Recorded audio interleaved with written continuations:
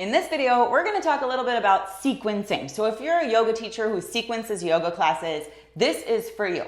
I would love to know, what do these three poses, this one, and this one, and this one, have in common? And because this is only a one-way conversation, because it's a YouTube video, I'm going to give you the answer. All three of those poses are basically the same shape, just in different orientations. And if you are sequencing yoga classes, it makes your life so much easier to look for the same shape in different orientations. This is going to allow you to build yoga classes that build up to a peak pose sequentially in a way that prepares your student for where they're going and makes your class exciting as it builds up to an apex pose. If we think of a pose like triangle pose, Trikonasana, we have external rotation in one leg, yeah? We have pretty much neutral leg on the other side. Where else do we see this? Half moon is the exact same thing. If I was to take this shape and tip it over, do you see how this is still triangle pose? We have external rotation in the front leg still and neutral in the back leg. The same exact thing shows up in Eka Pada Koundinyasana B. You could practice it with internal rotation of the front leg, but really we have neutral back leg, front hip is up and externally rotated, and we're just balancing the shape, yeah? But it is the same shape as the other two. So now my question becomes, what other shapes have these exact same concepts going on in the body, and how can I collect as many of those shapes as possible and sprinkle them throughout my sequence so that we are working within the same pose family? I love peak pose sequencing, building somebody up to an apex pose. And if you're gonna do that, doing it strategically is key. So simply throwing Eka Pada Koundinyasana B into a class when you haven't done anything with an externally rotated front hip or a long back leg, you're gonna be setting up your students for failure.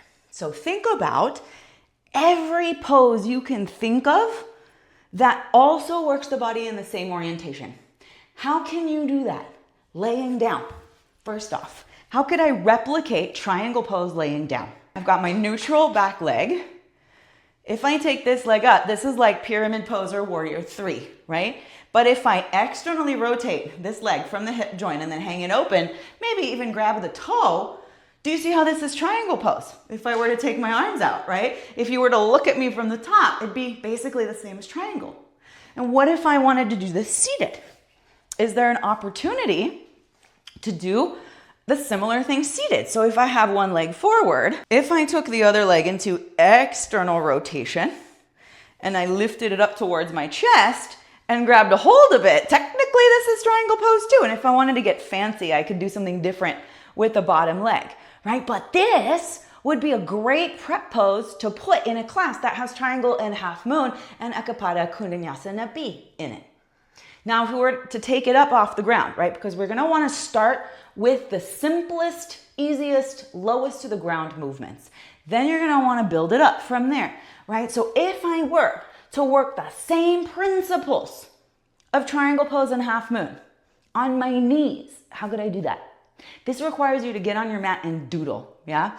But for example, you could put your front foot forward, yeah?